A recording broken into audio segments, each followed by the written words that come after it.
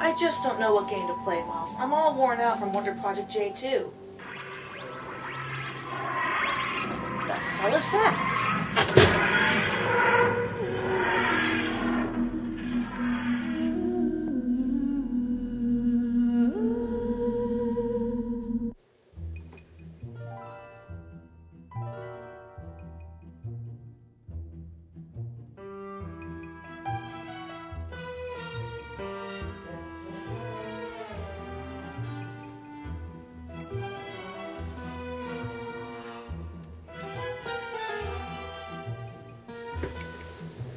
Who are you?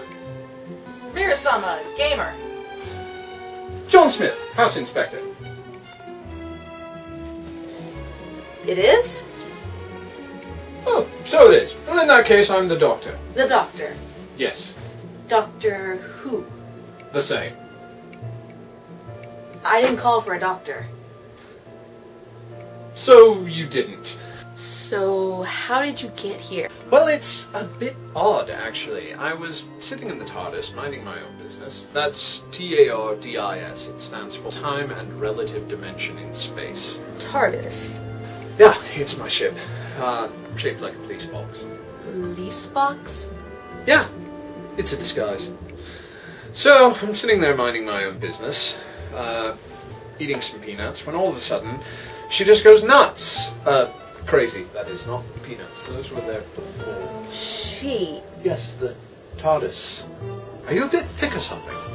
Anyway, she goes crazy, and I'm thinking to myself, well, it could just be the temporal density field short enough. Or it could be that the centroid of the spatial field is off by a few centimeters. Or it could just be a dense patch in time. You know, it's a bit like passing through turbulence in an airplane. My first thought was that it was my old hand acting up again, but I left that back on Pete's world with the rest of me. It did feel an awful lot like that time. Doctor! It was probably that pit stop I made during the Ming Dynasty. The stomach never did like Chinese food very much.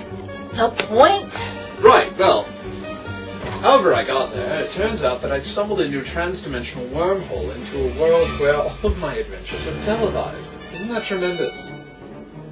Sure, whatever, but how did you get here? Right, well, after some hullabaloo and some half-hour adventures, I happened to get back and I found out that there was something in my pocket that oughtn't be there. Was? Right. Yes. Not it.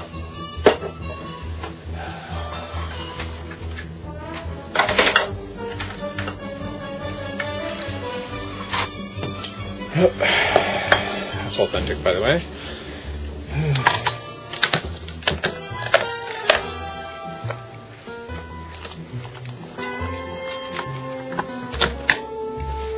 Ah! Here it is. I'd completely forgotten that I picked that up as a sous vide. I was going to give it to a friend of mine, but I guess the TARDIS didn't like it, so it brought me here instead. It's an import DS game. Tremendous! You know what it is, then? Oh yeah, I do.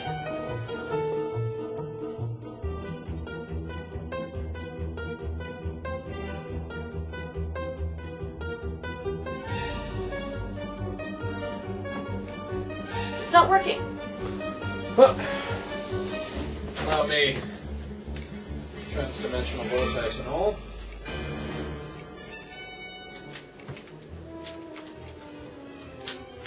There you are. Thanks. Pleasure.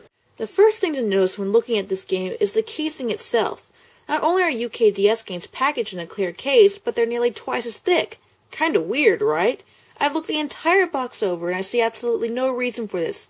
I guess the UK just like their boxes thick. What's she doing? What's interesting is that this is one of the few games to be played by holding the DS like a book. No buttons are used, just the stylus. And she does this often. often. This game is Top Trumps Doctor Who.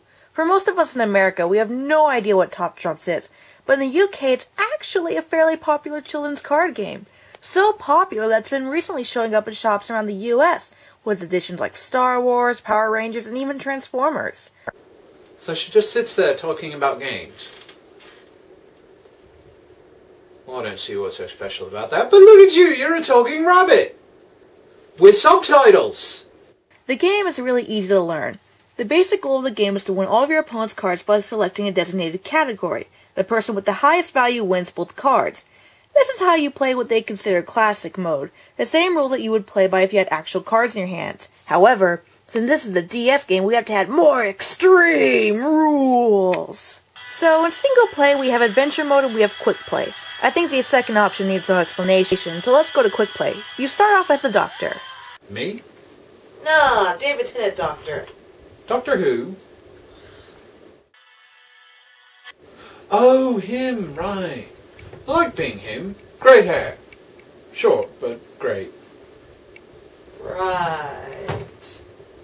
So you start off as a doctor and are immediately thrown into battle with the Slitheen. The Slitheen? Oh, they're a pain and a half. And they look like men in rubber suits. Since this is adventure mode, you get to choose up to 3 abilities to use in battle. In the beginning, you only have 2, but as you go further into the game, you'll unlock more. Your opponent has their own set of abilities. Once you select your own, the game starts. What do? Throw vinegar on him? No, I defeat him in a children's card game. What? What can get really annoying about this game is that you're never sure how long a round can last. If you're lucky, a round can last only a couple of minutes, but at times they've gone on for as long as half an hour. How? How do you defeat an advanced family of alien mobsters with a children's card game? The abilities can really come in handy later in the game. Use them with care, however, as once they're used, they don't come back. The characters themselves also have their own abilities. You can use these by filling up the blue bar. This fills up each time you defeat an opponent. By how much depends on how well you defeated their card. Each character in the game has a secret ability, and you won't know how much it'll help or hurt you until you try it out. Once the Slitheen is defeated, you'll unlock some new abilities as well as some new character profiles.